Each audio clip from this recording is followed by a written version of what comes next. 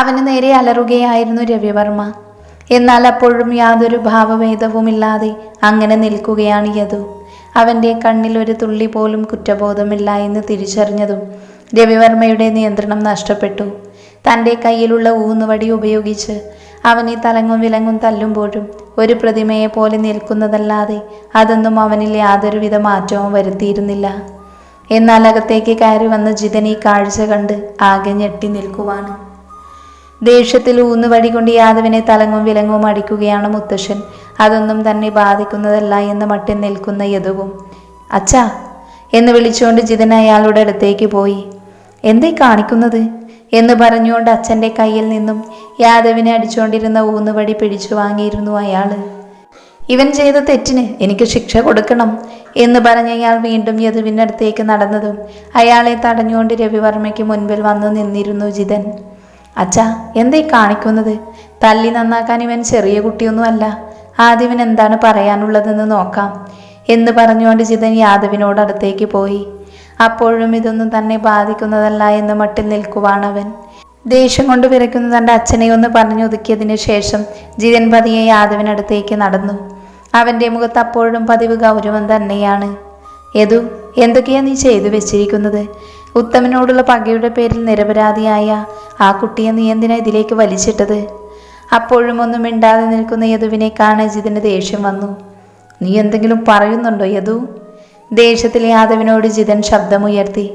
അവൾ പറഞ്ഞതെല്ലാം സത്യമാണ്. അവളുടെ സമ്മതമില്ലാതെയാണ് അവളെ ഞാൻ ഇങ്ങോട്ട് കൊണ്ടുവന്നത് പോലും. യദു, ഒട്ടും കൂസാതെയുള്ള അവൻ്റെ സംസാരം വീണ്ടും ജിതനെ പ്രകോപിതനാക്കി. അപ്പോഴും രവിവർമ്മ ദേഷ്യം കൊണ്ട് വിറയ്ക്കുവാണ്. പക്ഷേ അയാൾ കണ്ണുകളടച്ച് ദേഷ്യം നിയന്ത്രിച്ച് യാദവിനെ നേരെ തിരിഞ്ഞുകൊണ്ട് ചോദിച്ചു, ശരി, നിന്റെ പകയും പ്രതികാരവും എല്ലാം കഴിഞ്ഞില്ലേ? ഇനി ആമയുടെ കാര്യത്തിൽ നിന്റെ തീരുമാനം എന്താ? അത് യാദവിനോട് ചോദിക്കുമ്പോൾ രവിവർമ്മയുടെ വാക്കുകളിൽ വല്ലാത്ത ഗൗരവമുണ്ടായിരുന്നു. അവൾ എൻ്റെ കൂടെ തന്നെ ജീവിക്കും. ഇനിയുള്ള കാലം മുഴുവൻ എൻ്റെ ഭാര്യയായി എൻ്റെ കുഞ്ഞുങ്ങളുടെ അമ്മയായി ഇവിടെ തന്നെ കഴിയും. ഗൗരവത്തോടെ അത് പറയുമ്പോഴും അവൻ്റെ വാക്കുകൾ ഉറച്ചതാണെന്ന് അവർക്ക് മനസ്സിലായി. അതിനെ ആമിമോള് കൂടെ സമ്മതിക്കണം. അവളുടെ സമ്മതമില്ലാതെ ഇനി നിന്റെ തന്നിഷ്ടത്തിനൊന്നും നടക്കില്ല. അവൾക്ക് നിന്റെ കൂടെ ജീവിക്കാൻ സമ്മതമാണെങ്കിൽ ഞങ്ങൾക്ക് എതിർപ്പില്ല. എന്നാൽ അവൾക്ക് നിന്നോടൊപ്പം ജീവിക്കാൻ സമ്മതമല്ലെങ്കിൽ അവളോടൊപ്പം ആയിരിക്കും ഞങ്ങളും. അവനെ നോക്കി ഗൗരവത്തിൽ അത് പറഞ്ഞത് മുത്തശ്ശനായിരുന്നു. അതിന് ജിതനും അനുകൂലിച്ചു. എന്നാൽ അവരെ നോക്കാതെ തന്നെ യാദവിൻ്റെ മറുപടിയും വന്നിരുന്നു. അവൾ എൻ്റെ ഭാര്യയാണെങ്കിൽ ഞാൻ എവിടെയാണോ നിൽക്കുന്നത് അവിടെ എൻ്റെ കൂടെ അവളും ഉണ്ടാകും. അതും എൻ്റെ ഭാര്യ എന്ന പൂർണ്ണ അവകാശത്തോടെ. അതിനവൾക്ക് സമ്മതമാണെങ്കിലും അല്ലെങ്കിലും എന്ന് പറഞ്ഞുകൊണ്ട് അവൻ അകത്തേക്ക് കടന്നതും രവിവർമ്മയുടെ ശബ്ദം അവിടെ വീണ്ടും ഉയർന്നു. അങ്ങനെ നിന്റെ തന്നിഷ്ടത്തിന് തോന്നിയതുപോലെ ജീവിക്കാൻ കോളിയാർ മഠത്തിൽ പറ്റില്ല യാദവ്. ഈ വീട് എൻ്റേതാണ്. ഇവിടെ ഞാൻ പറയുന്ന ചിലതെങ്കിലും നീ അനുസരിക്കണം, അല്ലെങ്കിൽ നിനക്ക് ഇവിടെ നിന്ന് പോകാം എന്ന് യാദവിനോട് ഗൗരവത്തിൽ പറയുമ്പോൾ ഇനിയും ആമയ്ക്ക് ഇഷ്ടമില്ലാതെ അവനെ അവൾക്ക് നേരെ ആധിപത്യം കാണിക്കാൻ അനുവദിക്കില്ലെന്ന് മുത്തശ്ശൻ മനസ്സിൽ ഉറപ്പിച്ചിരുന്നു. എന്നാൽ അദ്ദേഹത്തിൻ്റെ വാക്കുകൾ ശ്രദ്ധിക്കാതെ യാദവ് നേരെ പോയത് താഴത്തെ നിലയിലെ ഗസ്റ്റ് റൂമിലേക്കാണ്. ഇന്ന് സേവ്യറിൻ്റെ ഫോണിൽ നിന്ന് ജിതൻ്റെ കോള് വന്നു. യാദവ് എവിടെയാണെന്ന് ഗൗരവത്തിൽ അദ്ദേഹം തിരക്കിയപ്പോൾ തന്നെ ഇവിടെ എല്ലാവരോടും അവൾ സത്യം പറഞ്ഞിട്ടുണ്ട് എന്ന് അവൻ ഉറപ്പിച്ചതാണ്. പിന്നെ കാളിയാർ മഠം എപ്പോഴും മറ്റുള്ളവരുടെ കണ്ണുനീരിന് മുൻപിൽ സ്വന്തം നഷ്ടങ്ങൾ മറക്കുന്നവരാണ്. പോരാത്തതിന് അവളുടെ കണ്ണുനീരിൻ്റെ കാരണക്കാരൻ ഇവിടുത്തെ കൊച്ചുമോനും. പിന്നെ ബാക്കി തനിക്ക് ഊഹിക്കാമായിരുന്നതാണ്. പതിയെ മുറിയിലെ ഡോർ ഓപ്പൺ ചെയ്ത് അകത്തേക്ക് കയറിയതും അവൻ്റെ കണ്ണുകൾ പതിഞ്ഞത് ബെഡിൽ കിടക്കുന്ന ആമിയിലാണ്. അവളുടെ ആ കിടപ്പിൽ നിന്ന് തന്നെ അവൾ അത്രത്തോളം ക്ഷീണിതയാണെന്ന് അവന് മനസ്സിലായി. പതിയെ ശബ്ദമുണ്ടാക്കാതെ അവളുടെ അടുത്തേക്ക് ചെന്ന് തൻ്റെ കൈകളിൽ അവളെ വാരിയെടുത്തു യാദവ്. അപ്പോഴും അല്പം മുൻപ് കുടിച്ച മരുന്നിൻ്റെ സെഡേഷനിൽ ആമിയൊന്നും അറിയുന്നുണ്ടായിരുന്നില്ല. അപ്പോഴും തൻ്റെ നെഞ്ചിൽ ചാഞ്ഞുറങ്ങുന്ന അവളെ അവൻ തന്നോട് ചേർത്ത് പിടിച്ചുകൊണ്ട് മുറിക്ക് പുറത്തേക്കിറങ്ങി. ഹാളിലിരിക്കുന്ന രവിവർമ്മയും ജിതനും ആമിയെ എടുത്തുകൊണ്ട് വരുന്ന യാദവിനെ കണ്ടതും സോഫയിൽ നിന്ന് എഴുന്നേറ്റു. യദു, ഈ സമയത്ത് ആമിമോളെ കൊണ്ട് എങ്ങോട്ടാ? അവനെ നോക്കി ടെൻഷനോടെ അവർ ചോദിക്കുമ്പോൾ അവർക്ക് അവൻ മറുപടി കൊടുത്തിരുന്നു. ഞാനെപ്പോഴും എനിക്ക് തോന്നുന്നത് പോലെയാ ചെയ്യൂ. എൻ്റെ തീരുമാനങ്ങൾ പോലെയേ പ്രവർത്തിക്കൂ. അതുകൊണ്ട് ഞാൻ ഇവിടെ നിന്ന് പോകുന്നു. പിന്നെ ഭർത്താവ് ഉള്ളിടത്തെ ഭാര്യ ഉണ്ടാവേണ്ടത്. അതുകൊണ്ട് എൻ്റെ ഭാര്യയെയും ഞങ്ങളുടെ കുഞ്ഞിനെയും കൂടെ കൊണ്ടുപോകുന്നു. ഒരു വേള യാദവിൻ്റെ വെളിപ്പെടുത്തലിൽ അവർ രണ്ടുപേരും ഒന്ന് പകച്ചു. അവൻ്റെ ഭാഗത്തു നിന്ന് ഇങ്ങനെ ഒരു തീരുമാനം അവർ ഒട്ടും പ്രതീക്ഷിച്ചിരുന്നില്ല. ഒന്ന് പകച്ചുപോയെങ്കിലും അവനെ ഇനിയും തന്നിഷ്ടത്തിന് വിടില്ല എന്ന് ഉറപ്പിച്ചുകൊണ്ട് മുത്തശ്ശൻ അവൻ്റെ അടുത്തേക്ക് പോയി. നിനക്ക് പോകണമെങ്കിൽ പോകാം യാദവ്, പക്ഷേ ആമി മോളെ, അവളുടെ അനുവാദമില്ലാതെ ഇവിടെ നിന്ന് അവളെ കൊണ്ടുപോവാൻ നിന്നെ ഞങ്ങൾ സമ്മതിക്കില്ല. ഗൗരവത്തോടെയുള്ള മുത്തശ്ശൻ്റെ വാക്കിന് മുൻപിൽ യാദവ് പതറുമെന്നാണ് ജിതൻ കരുതിയത്. എന്നാൽ ആ പറഞ്ഞതുപോലും തന്നോടല്ല എന്ന് മട്ടിലാണ് അവൻ്റെ നിൽപ്പ്. അപ്പോഴും ഒന്നും അറിയാതെ അവൻ്റെ നെഞ്ചിൽ ചേർന്ന് കിടക്കുവാണ് ആമി. ആമിയെ ഒന്നുകൂടെ തന്നോട് ചേർത്ത് നിർത്തിക്കൊണ്ട് യാദവ് അവരെ ഒന്ന് നോക്കിക്കൊണ്ട് സംസാരിച്ചു തുടങ്ങി.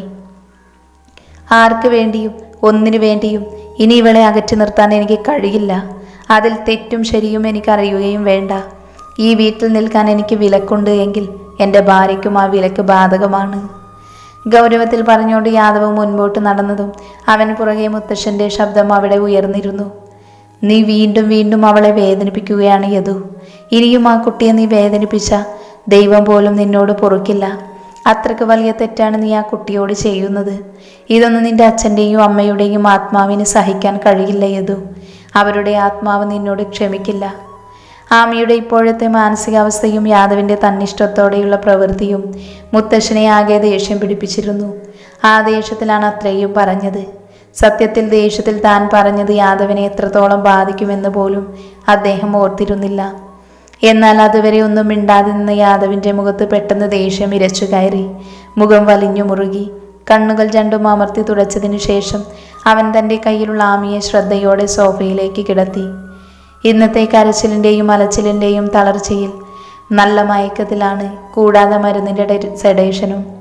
ഒരു നിമിഷം അവൻ്റെ ദേഷ്യം കൊണ്ട് ചുവന്നു നിൽക്കുന്ന മുഖത്തേക്കും നിറഞ്ഞു നിൽക്കുന്ന കണ്ണുകളിലേക്കും അവർ ഇരുവരും നോക്കി നിന്നു. എന്നാൽ തൻ്റെ കയ്യിലുള്ള ആമിയെ അവൻ സോഫയിലേക്ക് കിടത്തിയപ്പോൾ രണ്ടുപേരും അവനെ സംശയത്തോടെയാണ് നോക്കിയത്. എന്നാൽ യാദവ് ആമിയെ ഒന്ന് നോക്കിയതിനു ശേഷം അവൻ മുത്തശ്ശൻ്റെ മുഖത്തേക്ക് നോക്കി ഗൗരവത്തിൽ സംസാരിച്ചു തുടങ്ങി.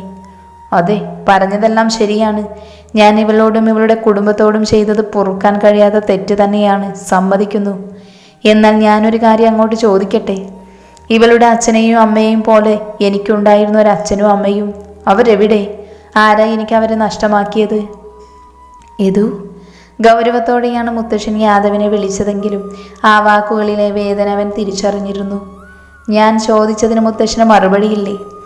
കാളിയാർമഠത്തിൻ്റെ നെടുന്തൂണായിരുന്നില്ലേ എൻ്റെ അച്ഛൻ? കാളിയാർമഠത്തിൽ മാധവമേനോൻ, പാവപ്പെട്ടവരുടെ ദൈവം, തൊഴിലാളികൾക്കെല്ലാം ചെയ്തു കൊടുക്കുന്ന അവരിൽ ഒരാളായ ഉടമസ്ഥൻ, അതായിരുന്നില്ലേ എൻ്റെ അച്ഛൻ?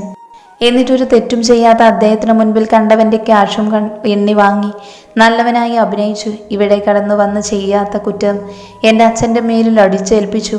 കള്ളസാക്ഷി പറഞ്ഞു, കോടതി മുറിയിൽ അപമാനപ്പെടുത്തി. എല്ലാവരും ദൈവത്തെ പോലെ കണ്ട എൻ്റെ അച്ഛനെ ഇതേ നാട്ടുകാരെ കൊണ്ട് പരിഹസിപ്പിച്ച എല്ലാത്തിനും കാരണക്കാരനായ ഉത്തമനെ, അയാളെക്കുറിച്ച് മുത്തശ്ശൻ മറന്നു. അയാൾ ചെയ്ത തെറ്റുകൾ മുത്തശ്ശൻ മറന്നു. അയാൾ ചെയ്ത ചതി കാരണമാണ് എൻ്റെ അച്ഛൻ നെഞ്ചുപൊട്ടി മരിച്ചത്. അച്ഛൻ നഷ്ടപ്പെട്ടതിൻ്റെ വേദനയിലാണ് എനിക്ക് അമ്മയും നഷ്ടമായത്. ആരൊക്കെ ഇതെല്ലാം മറന്നാലും ഒരിക്കലും യാദവഗ്നെ കാളിയാർ മഠത്തിൽ ഇതൊന്നും മറക്കില്ല. കാരണം ഇവളുടെ അച്ഛൻ കാരണം എനിക്ക് നഷ്ടപ്പെട്ടത് എൻ്റെ ബാല്യവും കൗമാരവും മാത്രമല്ല, എൻ്റെ സന്തോഷവും സമാധാനവും കൂടിയാണ്. 5 വയസ്സുള്ള എനിക്ക് എൻ്റെ അച്ഛനും അമ്മയും നഷ്ടപ്പെട്ടപ്പോൾ ഉണ്ടായ വേദന, ഒറ്റപ്പെട്ടു പോയപ്പോൾ ഉണ്ടായ വേദന. എന്നാൽ അതിനേക്കാളെല്ലാം എന്നെ തളർത്തിയത് ആ ദിവസം വരെ ദൈവത്തെ പോലെ കണ്ട എൻ്റെ അച്ഛനെ അതേ തൊഴിലാളികൾ ചതിയനെന്നും സ്വാർത്ഥനെന്നും മുദ്ര കുത്തിയപ്പോഴാണ്. എൻ്റെ അച്ഛനെ ബഹുമാനത്തോടെയും സ്നേഹത്തോടെയും മാത്രം നോക്കി കണ്ടവർ എൻ്റെ അച്ഛൻ്റെ മൃതദേഹത്തെ പുച്ഛത്തോടെയും അവജ്ഞതയോടെയും നോക്കി നിന്നത്. ആളുകൾക്കിടയിൽ ഉയർന്നു വന്ന കുത്തുവാക്കുകൾ, അതെല്ലാം എന്നെ എത്രത്തോളം വേദനിപ്പിച്ചു എന്ന് എനിക്ക് മാത്രമേ അറിയൂ. ഒറ്റപ്പെട്ട ഒരു മുറിയിൽ കഴിച്ചു കൂട്ടുമ്പോഴും എൻ്റെ മനസ്സ് നിറയെ ആ വേദനിപ്പിക്കുന്ന ഓർമ്മകളായിരുന്നു. എൻ്റെ അച്ഛൻ്റെ നെഞ്ച് പൊട്ടിയുള്ള കരച്ചിലാണ്. ആ അവസ്ഥയാണ് ഏതൊരു കുട്ടിയുടെ നിറമുള്ള സമയമായി മാറേണ്ട ബാല്യം.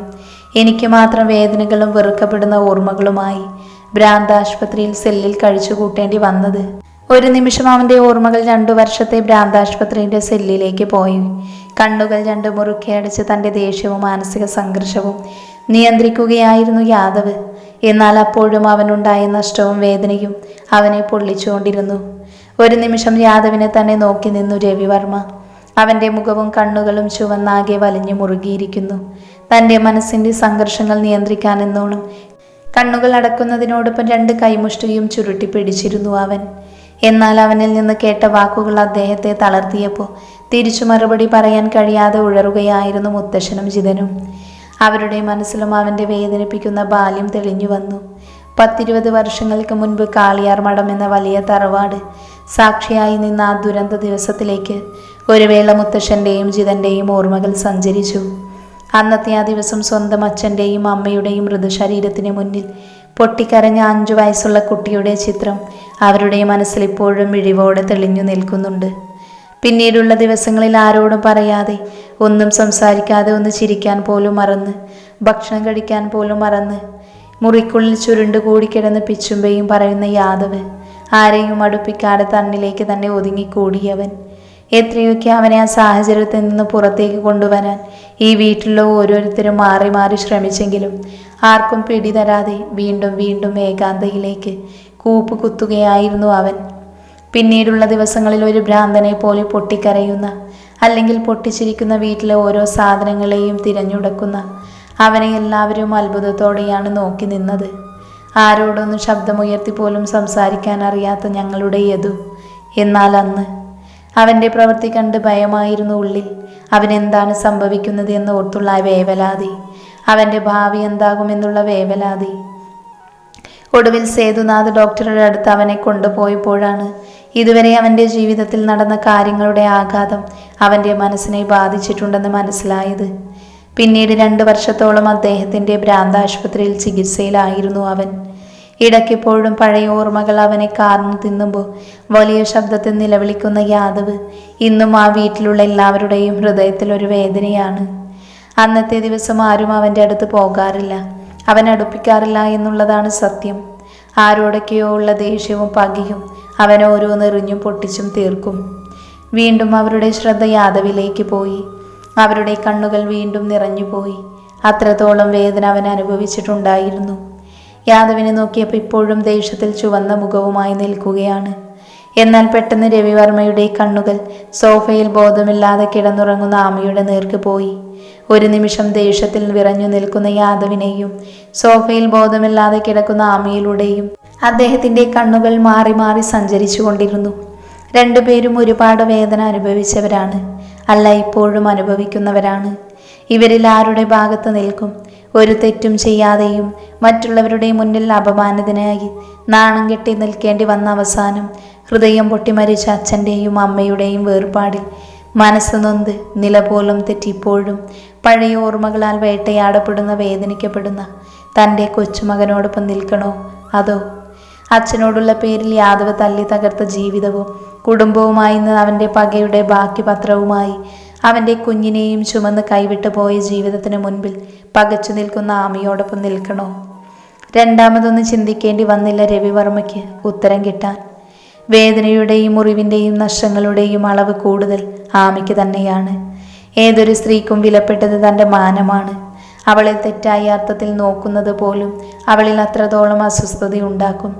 അങ്ങനെയുള്ളപ്പോൾ തന്നെ നശിപ്പിച്ചവൻ്റെ കൂടെ അവൻ തള്ളി നീക്കുന്ന ഓരോ ദിവസവും അവളുടെ വേദന അധികരിപ്പിക്കുകയല്ലേ, അവളെ മാനസികമായി തകർക്കുകയല്ലേ? അതെ, ഇതുവരെ ചെയ്ത തെറ്റിന് ആമി ശിക്ഷ അനുഭവിച്ചു. ഇനിയും അതിനനുവദിച്ചുകൂടാ. യദുവിൻ്റെ കൂടെ താൻ നിന്നാൽ ഇനിയും ആമയ്ക്ക് വേദന മാത്രമേ ഉണ്ടാകൂ. ഒരുപക്ഷെ ഉത്തമനോടുള്ള പക തീരാതെ അവൻ ഇനിയും ആമയെ ഉപദ്രവിച്ചാൽ അവളുടെ ഉള്ളിലുള്ള കുഞ്ഞ് ഇല്ല. രവിവർമ്മയുടെ മനസ്സാകെ സംഘർഷത്തിലായി. എന്നാൽ അയാൾ ഒരു ഉറച്ച തീരുമാനമെടുത്തിരുന്നു. യദു. അദ്ദേഹത്തിൻ്റെ ശബ്ദം വീണ്ടും അവിടെ ഉയർന്നതും ദേഷ്യത്തോടെ നിന്നിരുന്ന യാദവിൻ്റെ ശ്രദ്ധ അദ്ദേഹത്തിലേക്ക് പോയി.